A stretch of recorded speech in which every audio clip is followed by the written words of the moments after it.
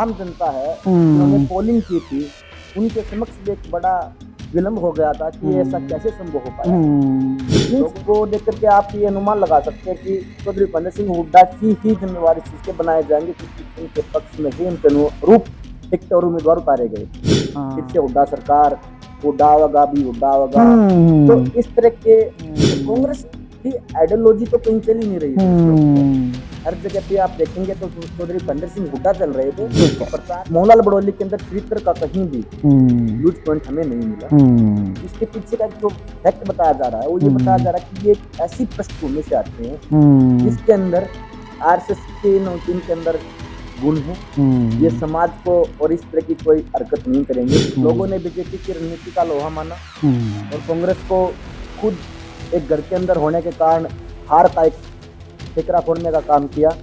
मेरे दर्शकों का सारिका न्यूज पर बहुत बहुत स्वागत है और कोशिश करते रहते हैं कि कुछ नई बात करें, कुछ नई चीजें, नए युवा नौजवान हमारे साथ हैं कमलदीप, और ये भी कुछ कुछ नई नई चीजें कंटेंट लेके आता। तो मैंने सोचा आज मैं एक मेरे सहयोगी साथी की तरह हैं और हैं तो मेरे बच्चों की तरह, तो मैंने सोचा आज आपसे मुलाकात भी करें और बात भी करें। धन्यवाद सारिका मैडम। बच्चे हैं आपके और हमने तो आपको पत्रकारिता करते हुए देखा है। इसके बाद हमारी रुचि इस क्षेत्र में बढ़ी कि हम कुछ नई खोज जो करते रहें और आप लोगों से सीखते हैं, उसी का प्रचार प्रसार कर लेते हैं और नए जानने की इच्छा रहती है। और राजनीतिक कीड़ा है उसको आप लोगों से देखते हुए सीखा है और कर लेते हैं आगे। इसको कीड़ा नहीं कह सकते कमलदीप। आपका अच्छी बात, आपका अच्छे लोगों से मिलना जुलना रहता है। मैं कई दिन से मेरे दिमाग में एक चीज आ रही है, बड़ा मतलब राजनीतिक जो हालात है ना प्रदेश में, बड़ी उठा पुठा कर स्तंभ करने वाली खबरें। एक तो 8 अक्टूबर को रिजल्ट आ गए थे, उसके बाद कांग्रेस है ना मतलब स्तंभ है, आईसीयू में बाहर नहीं निकल पाई। वोटिंग होगी थी, 8 को रिजल्ट आ गया, पोलिंग हुई थी। हाँ, उसके बाद 8 तारीख को परिणाम आए। हाँ, और परिणाम से पहले कांग्रेस बहुत सुरक्षित महसूस कर रही थी। उन्होंने अपने पूरे प्लान और टाइम तक निर्धारित कर लिया था कि हम शपथ किस वक्त पर लेंगे और कौन कौन मंत्री बनाया जाएगा। ठीक है। लेकिन जो परिणाम आपने देखे 8 तारीख को, वो इतने थे कि किसी को भी बात हजम नहीं हो रही थी। हाँ। राजनीतिक व्यक्ति को तो छोड़ करके जो आम जनता है जिन्होंने पोलिंग की थी, उनके समक्ष भी एक बड़ा विलंब हो गया था कि ऐसा कैसे संभव हो पाया। लोगों ने बीजेपी की रणनीति का लोहा माना और कांग्रेस को खुद एक घर के अंदर होने के कारण हार का एक ठिकरा फोड़ने का काम किया।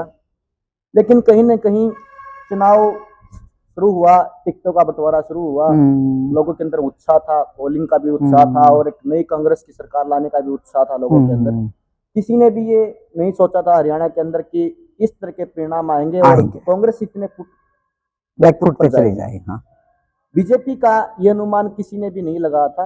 हालांकि कुछ हमारे जानकार थे, हम कई संस्थाओं के साथ काम कर रहे थे। एक दो नेताओं ने हमें कहा तो हमें भी ये बात हजम नहीं होती थी, क्योंकि हम भी ग्राउंड लेवल के ऊपर वो कार्य कर रहे थे। हाँ। किसी पार्टी के लिए, संगठन और व्यक्ति के लिए। ठीक है।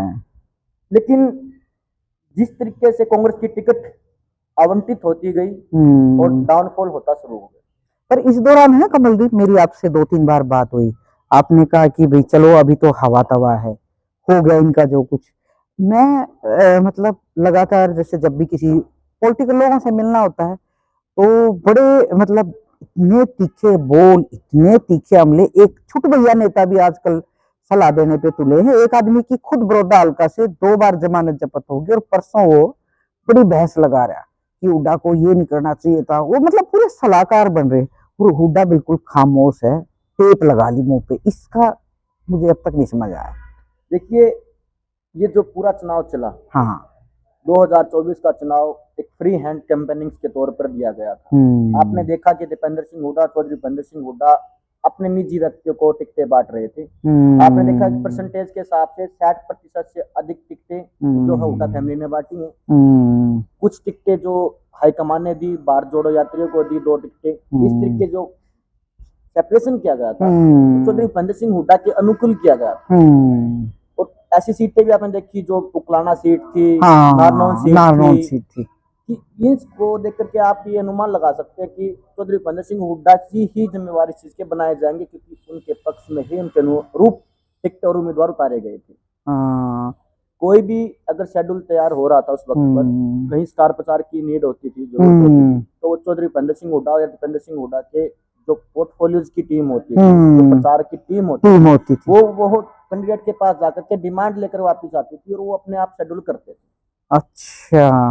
लेकिन आप उस दौरान देखेंगे कि चौधरी भूपेंद्र सिंह हुड्डा, दीपेंद्र सिंह हुड्डा दिन रात मेहनत कर रहे थे, लेकिन प्रभारी कहीं दिखाई नहीं दे रहा था। राष्ट्रीय तौर के नेता जो थे उनको आप ऐसी सीटों से घुमा रहे हैं कि जहाँ कोई लेना देना ही नहीं है। राहुल गांधी जी की पद यात्रा निकलवा दी गई, प्रियंका गांधी जी आई, उनकी यात्रा करवा दी गई, लेकिन ऐसी जगह पर से यात्रा हुई जहाँ प्रभाव पहले से ही था। तो वहां पर क्या हुआ कि आप यात्रा हुई, जो अन्य लोग जो इन्फ्लुएंस होने थे वो हुए क्यों नहीं? क्योंकि जब राहुल गांधी जी पैदल चल रहे थे, आगे जो भी साउंड सिस्टम चल रहे थे उनके अंदर एक ही सॉन्ग बजा हुआ था कि तीसरी बार फिर से हुड्डा सरकार, हुड्डा होगा भी हुड्डा होगा। तो इस तरह के जो सॉन्ग्स, प्रचार, डिपेंडर सीएम, डिपेंडर चौधरी भूपेंद्र सिंह हुड्डा, कांग्रेस की आइडियोलॉजी तो कहीं चली नहीं रही थी। हर जगह पे आप देखेंगे तो चौधरी भूपेंद्र सिंह हुड्डा चल रहे थे, प्रचार में भी चौधरी भूपेंद्र सिंह हुड्डा चल रहे थे, और आपने देखा दीपेंद्र को तो सिस्टम घुमा दिया और पाट दिया है। वो इतनी मेहनत कर रहे थे, आपने उनकी फोटो वीडियोस देखी होंगी, जो भाग करके हेलीकॉप्टर में बैठा करते थे, वापस जा करते थे। और तो मेरे को आपकी बात बिल्कुल सही है, मैं भी सहमत हूँ। अब क्या चुप है? अब इसलिए चुप है कि देखिए, यहाँ जिस सर्वे कंपनी ने काम किया एक बड़ी संस्थान रहा है, उन्होंने ही राजस्थान के अंदर काम किया कांग्रेस के लिए। अच्छा। राहुल गांधी जी के लिए काम, कोनू गोलू ने यहाँ तो उनके ऊपर ये आरोप लगाया जा रहे हैं फिलहाल, जो हमारे साथी हैं, जो हमारे बिरादरी के जो साथी हैं, पत्रकार और जो इन्फ्लुएंसर्स जो लोग पब्लिक ओपिनियन है, उन्होंने जो बताया है ये कि उन्होंने चौधरी भूपेंद्र सिंह हुड्डा के अनुरूप सारा शेड्यूल तैयार किया। और अब उनकी शिकायतें बहुत ज्यादा वहां पर पहुंची आईसीसी। अच्छा। और दूसरा क्या है कि अब 3 चीजों से लोग भर गए हैं। वैसे बोले इनसे ये कम्युनिटी पे, लेकिन एक पब्लिक ओपिनियन होने के कारण ये चीजें बोल रहा हूं। हुड्डा, रोहतक और जाट, इन 3 से लोग भी भर गए और पार्टी भी भर गई, को दे दिया है। लेकिन अब क्या कि विपक्ष का जो नेता चुनना है बड़ी कठिनाई का मामला हो गया। क्यों कठिनाई मामला? इसलिए हो गया है कि अभी जो नेता चाहिए, आप जाट मुख्यमंत्री चेहरा दे रखा था, होल्ड दे रखा था, लेकिन अब क्या है कि वहीं चौधरी भूपेंद्र सिंह हुड्डा के लिए पार्टी भी इस चीज में सहमत नहीं कि इनको ही दोबारा से विपक्ष का नेता बनाया जाए, क्योंकि जिम्मेवारी इतनी अच्छी से नहीं निभा पाए हैं। पहले भी उनके हाथ में से पूरी कमान दी, टिकटें बांटी, मुख्यमंत्री चेहरा रहे, ठीक है, फ्री होल्ड रहा, हर चीज में कोई भी उनके ऊपर ऐसा कमान नहीं थी कि आपको ये नहीं करना, समझ गए, जो आपने शेड्यूल ना किया, ठीक है। लेकिन अब जो है कि हुड्डा साहब के अलावा उनके पास केवल 2 ही विकल्प, क्या? या तो अपने पक्ष से बनाए किसी को, पार्टी है तो वो मानने को तैयार नहीं है। अच्छा। अब चौधरी भूपेंद्र सिंह हुड्डा गीता भुक्कल के लिए सहमति जता रहे हैं, लेकिन उसके लिए उनकी पार्टी के जो लीडर है, हाईकमान में बैठते हैं, वो उसके लिए मंजूर नहीं कर रहे हैं। वो भी क्यों ना करेंगे, भी नहीं, क्यों करेंगे? क्योंकि एक बिरादरी के अंदर नेता एक ही माना जाता है, पार्टी के अंदर एक ही माना जाता है। अब तो धर्म संकट की स्थिति बन गई ना अब तो, क्योंकि अगर गीता भुक्कल जी को विपक्ष का नेता बना दिया जाता है, तो वही हरियाणा के अंदर एससी समाज के अंदर, एससी समाज के अंदर एमपी को कोई नहीं पूछेगा, सिरसा वाली को कौन पूछेगा?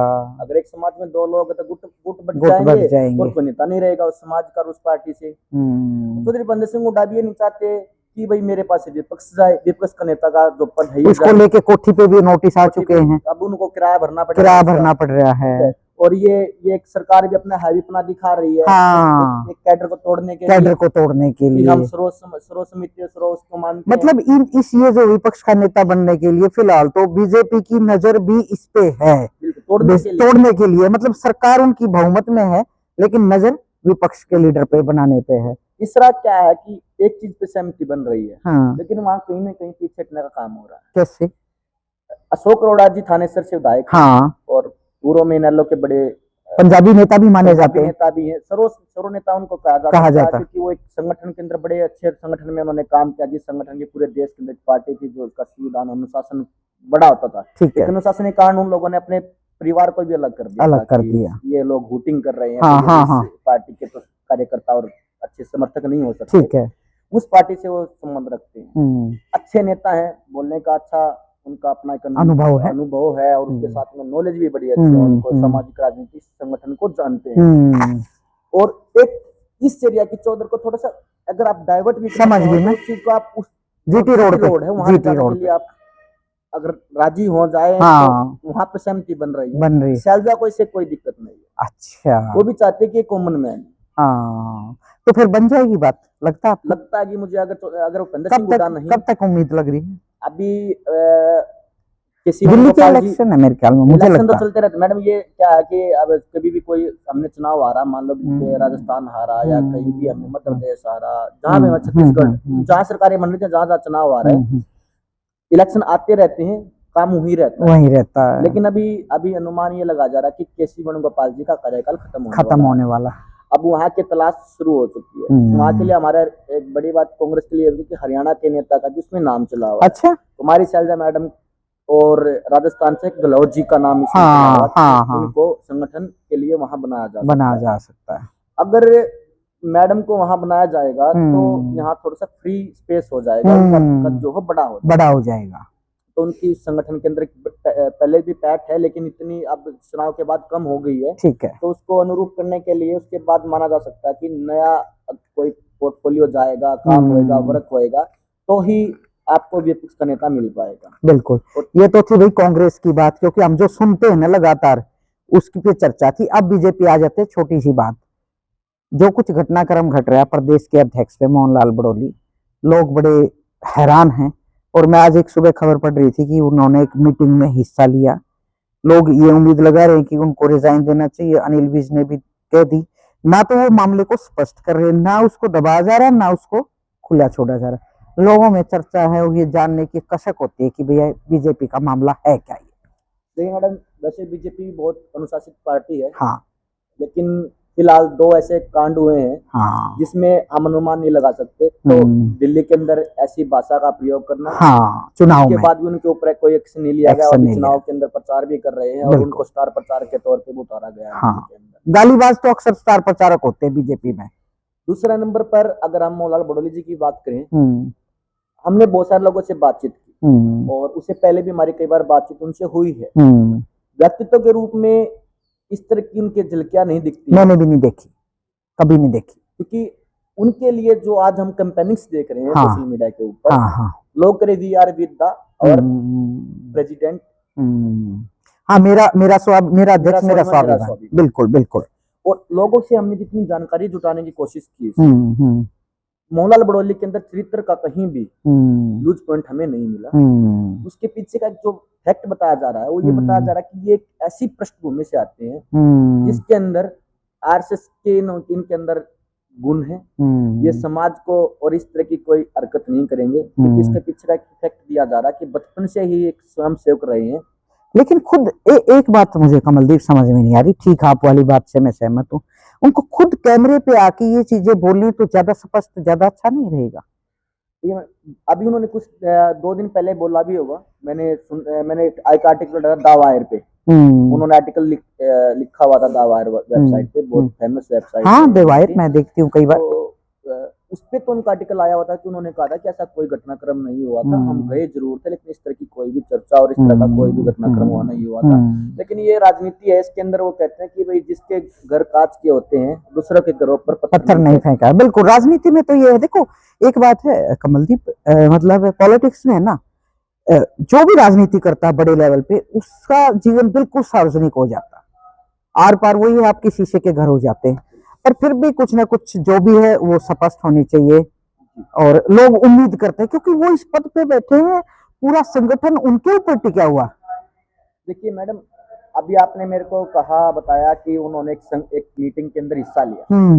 हिस्सा तो छोड़ो, अभी थोड़ी दिन 34 मिनट पहले एक लिस्ट जारी हुई है कि एक देश एक राष्ट्र एक चुनाव की। उसके अंदर उन्होंने सह संयोजक और संयोजक भी बनाए हैं। अभी उन्होंने तुरंत प्रभाव से नियुक्ति की है। वेदपाल एडवोकेट जो जींद से जो एक राष्ट्र एक चुनाव समिति का यहाँ से उन्होंने संयोजक बनाया है। तो अभी तो सारे अभी वो दिल्ली के अंदर ही प्रचार कर रहे हैं, ऐसी बात अच्छा नहीं है। अच्छा अभी अच्छा अच्छा अच्छा। अभी थोड़ी देर पहले मुख्यमंत्री जी भी दिल्ली में एक चुनाव के लेकर के 34 विधानसभाओं के लेकर के बड़े नेताओं की ड्यूटी उन्होंने लगाई है, मंत्रियों की ड्यूटी लगाई है।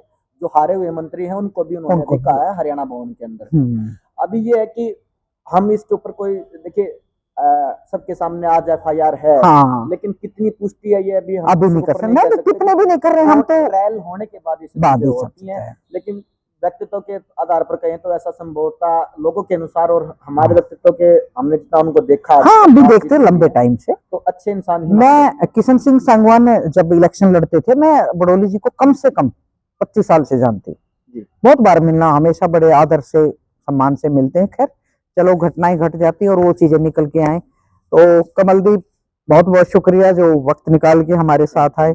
और मेरा जो चैनल है सारिका न्यूज, भाई जो भी देखे उस पर कमेंट्स भी करें इस खबर पे।